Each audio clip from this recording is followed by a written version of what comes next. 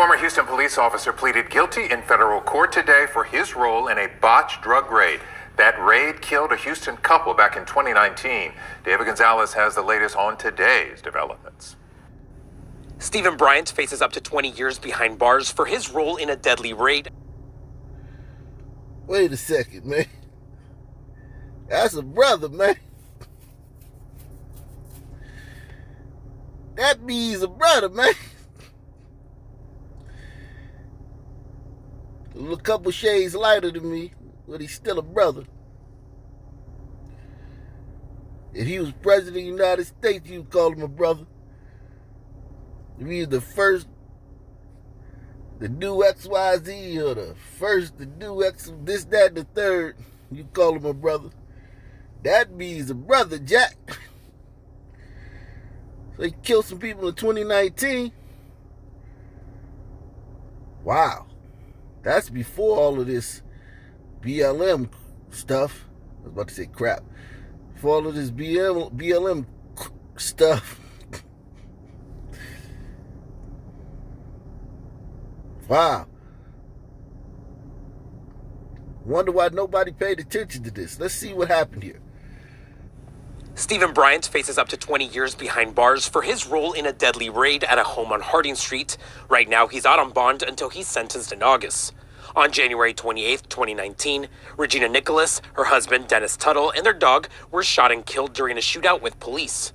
You killed the dog too, brother? Man. Look at the white privilege here. Even besides them being killed by a black cop in the drug raid, these people look like they had some hard lives, man.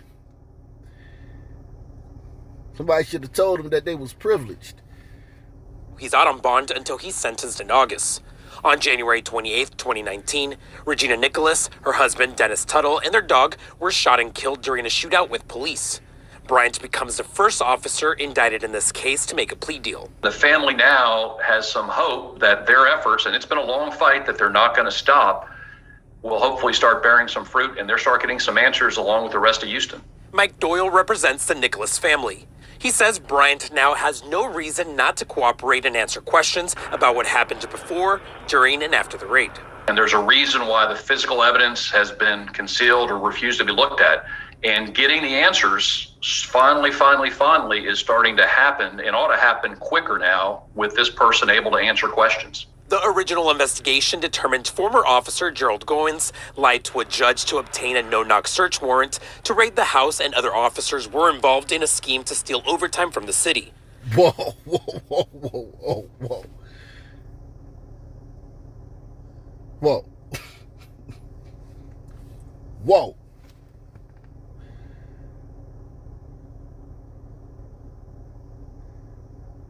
Wow. That means a full Wakandan. That's 98% sub-Saharan African DNA you looking at right there, man. Wow. So this isn't just like the Breonna case where they didn't have overwhelming evidence to serve a no-knock warrant at that place, which was the fifth house that they were doing simultaneously, which is where the head of the drug operation listed as his permanent address, which was under surveillance for months. This was some funny business dealing with stealing overtime and false reports. Oh my God, this is way messier than the Breonna situation. The Breonna situation was just, y'all ain't have to do all that. Like, yeah, she was involved, but dang. This is like some extra, this is some old corruption type stuff right here. Wow. Wow. I thought all cops was white too. They make the way they talk about cops in the world, they make you think every cop is white. You forget that there's black cops. I'm in D.C. and I'm like, damn, wait a second. Damn, every cop I run into is black. But wow. Original investigation determined former officer Gerald Goins lied to a judge to obtain a no-knock search warrant to raid the house, and other officers were involved in a scheme to steal overtime from the city.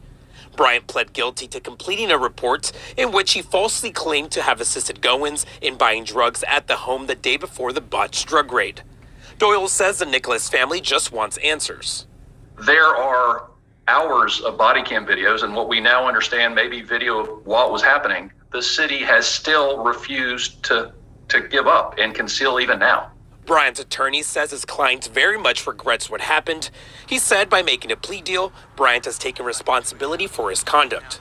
We reached out to the Houston Police Department, but they would not comment because Bryant is a former employee and there are still criminal cases pending.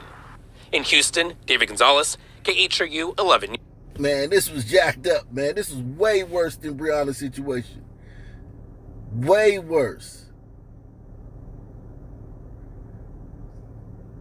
January 28th of 2019, shortly before 5 p.m., black officers, nah, I ain't gonna say that. Nah, hell with it.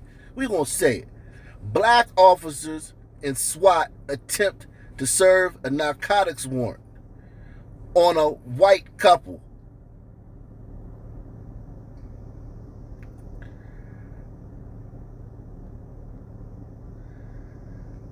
At 5:07, there's a report of officers down. At 5:10 p.m., the mayor and the HPD chief tweeted details. Oh, my bad. At 5:10 p.m., the black mayor and the HPD chief of color tweeted details. At 5:19, the Houston Police Department's Twitter page tweeted about the gunfire. At 5:25, Houston Police tweeted 5 officers were shot. Wow. 5. No-knock raid. At 6:04, the mayor, the black mayor, went to Memorial Hermann to check on his officers. At 7:37 p.m., Mayor Turner and Chief Acevedo held a press conference. The next day, Chief Acevedo identified Dennis Tuttle and Regina Nicholas as the suspects.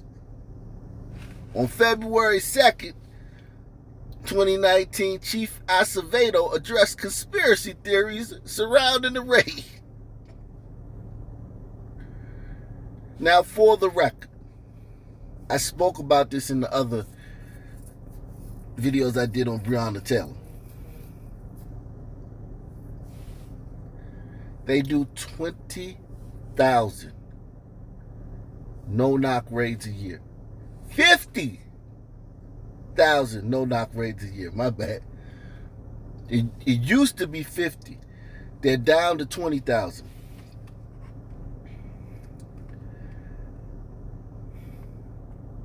No-knock raids a year.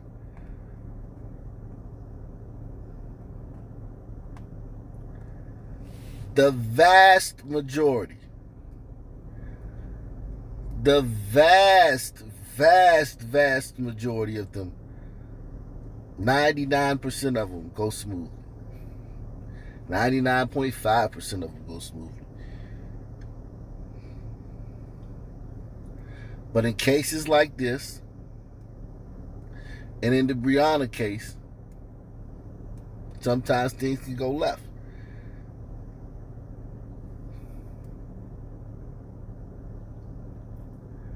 This case, you have 2, and I'm not going to call them suspects. The Tuttles, they died. and 5 officers were shot. But 99.8% of these go smooth. On February 7th, 2019, the police union confirms undercover officer involved in the raid is temporarily relieved of duty. On February 8th, an ABC 13 exclusive obtained the official results of the search warrant return, which says that they found 20 gauge Beretta shotgun, a 12 gauge Remington shotgun model, a 22 caliber Winchester rifle, a 7mm Remington rifle, approximately 1.5 grams of an unknown white powder. That's it. That's all the coke they found in there was 1.5 grams. That's a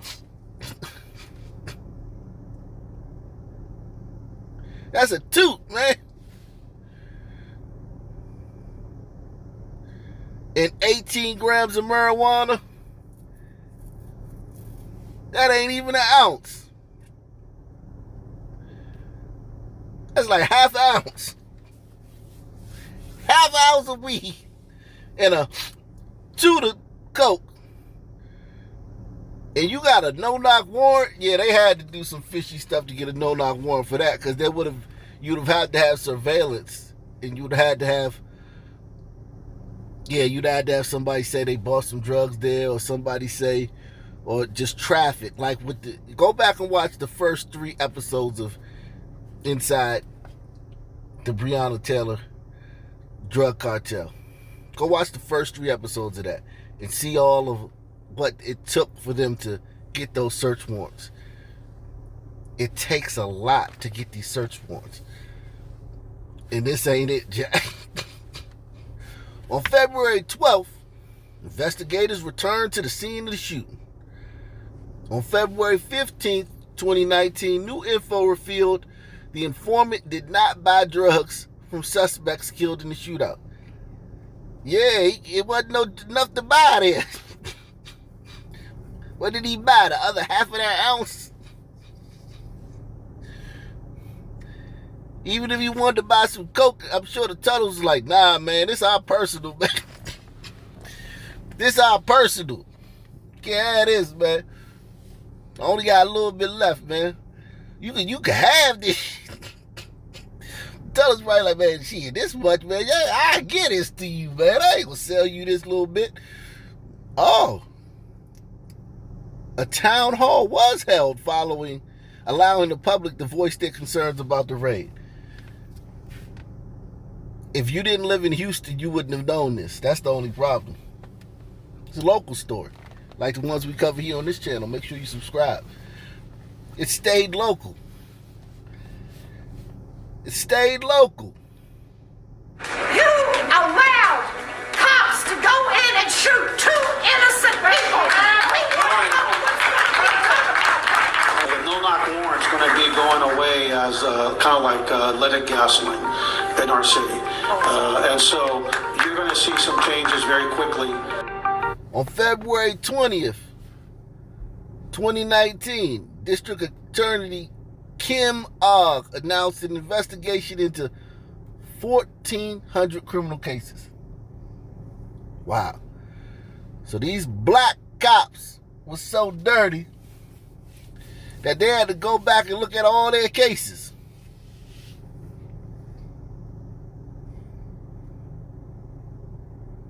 Wow.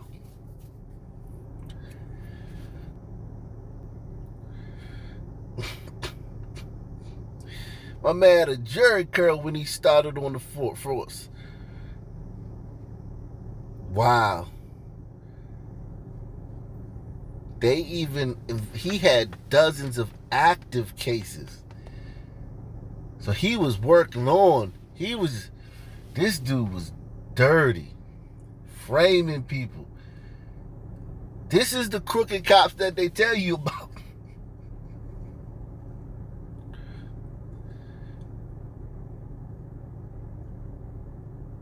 When they talking about crooked officer,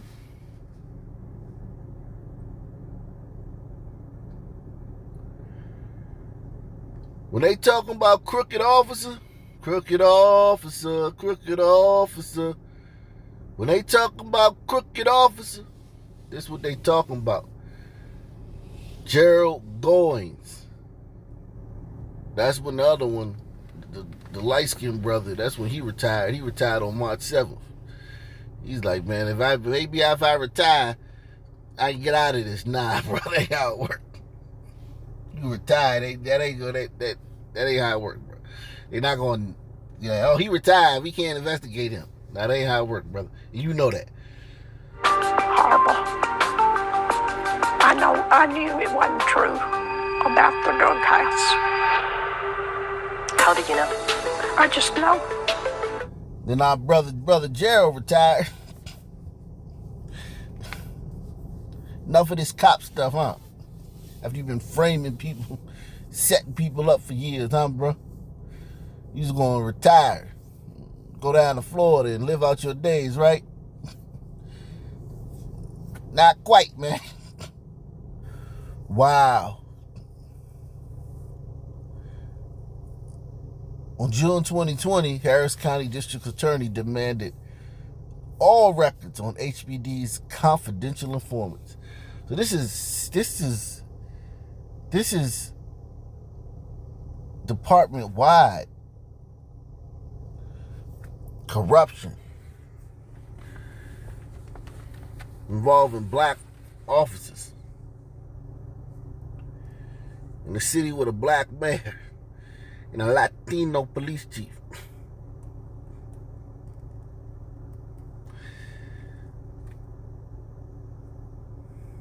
Wow.